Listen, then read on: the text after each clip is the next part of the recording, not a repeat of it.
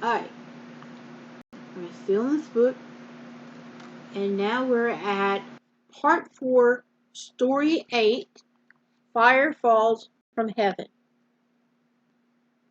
Excuse me for itching my nose. Something in here is irritating and making me sneeze, but I'm okay. It was about time that God told Abraham what he was planned to do with Sodom and Gomorrah. Oh yeah, I need to say this. This is a story that is not good for younger audience. So I mean, if I remember the story in the book, in the real book, it does. But this we'll have to see. Year after year, these two cities had become more and more and more have become more and more wicked until God last decided that both must be destroyed. They were so bad, they were a danger to all people around. Lot should have taken his children away from this evil, but he had not done so. Now he couldn't leave. His wife liked living in Sodom, and his daughters had married worldly young men who had grown up in the city. He was in a hard place. On the day of destruction, as the day of destruction drew near, the Lord said, "Shall I hide from Abraham that thing which I do?" "No," he answered. "And I shall tell him, for I know him, that he will command his children and his household after him." Okay. That was a wonderful thing for God to say about a man. I know him. He felt he could trust Abraham not only to today, but tomorrow and always. He knew Abraham was not only trying to live right himself, but could be counted on to bring up his children in the way of God's commandment. So God felt free to let him in on the secret of the coming punishment of Sodom and Gomorrah. When Abraham heard of the news, his first thought was of his nephew Lot. Seeking to save him, he said to the Lord, Would you destroy the righteous with the wicked? You wouldn't destroy the righteous with the wicked, would you? Maybe if there are 50 good people there? If there are, surely you won't punish them with the rest. Shall not the judge of all the earth do right? God was pleased with Abraham as he moved compassion for those people of Sodom who might not deserve to be punished. And he said, If I find 50 righteous within the city, then I will spare all the place for their sakes. Then Abraham thought for a moment. Perhaps there might be as many as 50 good people in the city. Then what? So he brought the number from down to 45. And God said, If they are 45, I will not destroy it. Well, Abraham, how about 40? I will not do it for 40's sake, God said. Abraham's courage rose. Perhaps God could spare the city for 30 good people could be found there. I will not do it, God said, if I find 30 there. Abraham lowered the number, this time to 20, and God agreed not to destroy Sodom if 20 good people were found there. And that was cool of him doing that. And of course, illustration of Abraham talking. It might be I hadn't noticed if it was the same as the other one. And then he goes, how about 10? And God said, I will not destroy it for 10's sake. 10 righteous people could have saved Sodom, but there were not 10 there. So very wicked had the city become. And a little while after this, 2 angels in the form of men arrived in Sodom. They went straight to Lot's house and warned him about what was about to happen. Barely were they outside, however, when the crowds of evil-minded men gathered outside the door and started a riot. They had seen the 2 strangers enter and demanded to attack them. Lot went out and pleaded with them, and they turned on him. Only the prompt help of the angels who blinded the rioters saved his life. Dragging Lot outside, and the angels told him of their mission and had been going to happen and what was going to happen to Sodom in the morning. It was hard for Lot to realize that this was Sodom's last night, and he, his children, all he owned would be burnt up unless he acted at once. The angel urged him to think quickly. Hast thou here any besides?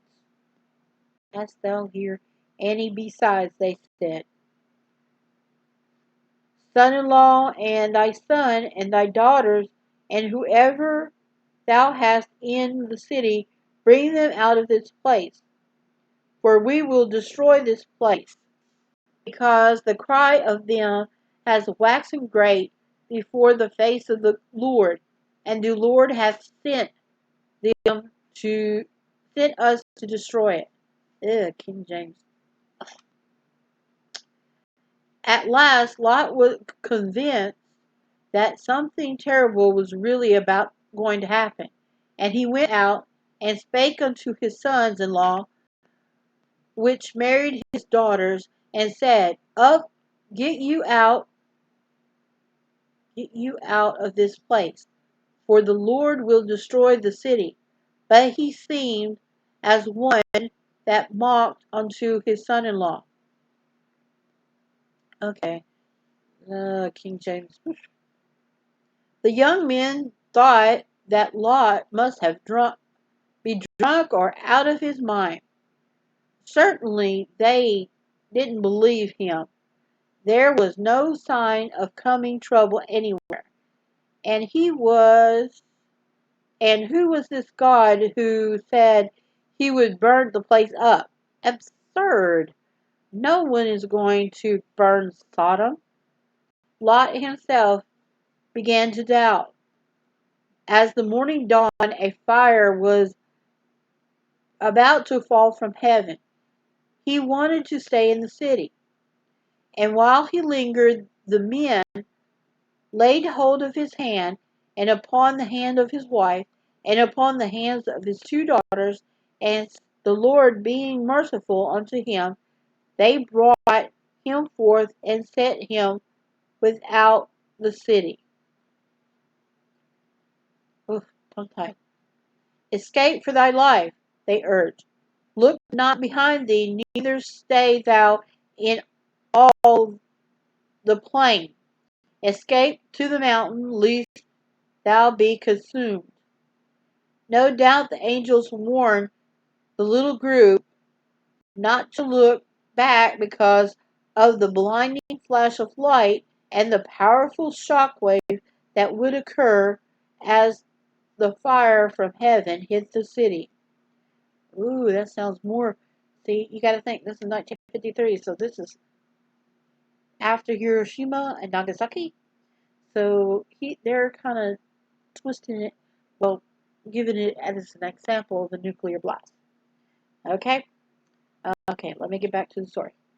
Then the Lord, then the Lord rained upon Sodom and upon Gomorrah brimstone and fire of the Lord out of heaven, and he overthrew those cities and all the plains and all the inhabitants of the cities, that which grew upon the ground.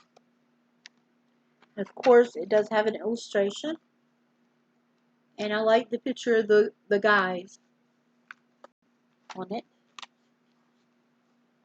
Give me a second to get it there. And that's what it looks like. There's the guys talking a lot. And let's turn the page. Yep, we do got more, because I know that's not all the story. Okay? From far up in the mountain, Abraham saw the awful glow of the sky and knew what happened. And he looked towards Sodom and Gomorrah and towards the land of the plains, and beheld, and lo, the smoke of the country went up as if a smoke of a furnace. Perhaps he wondered whether anybody could have been saved from the inferno. There must, he thought, have been fewer than 10 righteous people there, and this would have never happened. But how many? He couldn't tell, but the answer was 3. Lot and his 2 daughters. For Lot's wife, her heart was still in Sodom, had disobeyed the command not to look back, and had been instantly killed. She had become a pillar of salt, the Bible says. Now these 3 frightened souls were hurrying for dear life up the mountainside through the dense pale of hot sulphur smoke, the only people left alive in all that once beautiful country. Everybody else was killed. Everything they had owned and loved had been destroyed. The city, the trees, the lovely green pasture land, everything that once had seemed so good to Lot and had led him selfishly to choose it for himself. Nothing was left save a over burnt over area. Even today, thousands of years later, the whole district is a wilderness, and the site of Sodom is covered by the Dead Sea. That's where they think it is. And right now they have done the archaeological and they have found it and they said it's there. And they don't like to say that Bible archaeology is even true. They don't want to prove it. So Lot, and it's a good thing. It's not a good thing for that they don't know it, but the good that they found it. Okay, let's get back to the story. I'm jumping off in the rabbit hole. So Lot, who once tried to grab for the best, found himself last with nothing. He had lost his home, his wife, his children, his grandchildren, his barns and animals, all but the 2 daughters who the angel had led to safety with him. And he dwelt in a cave, and he and his 2 daughters. This is the last we heard of Lot. What is sad to the journey that begun so happily and hopeful in the city of Ur of the Chaldees. What lesson it has for us today? Surely it never pays to be selfish and choose the best for ourselves, and how dangerous it is to play with evil and pitch one's tent towards Sodom. And of course, it has the illustration. And I know this 1953 was definitely after Hiroshima and Nagasaki.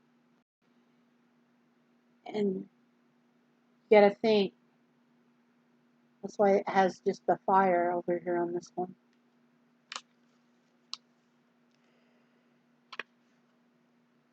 And that was part 4, story 8. And now we get ready for the next one. And we'll see what happens, because this is getting interesting anymore. Almost through with this volume, and we'll start on the next one.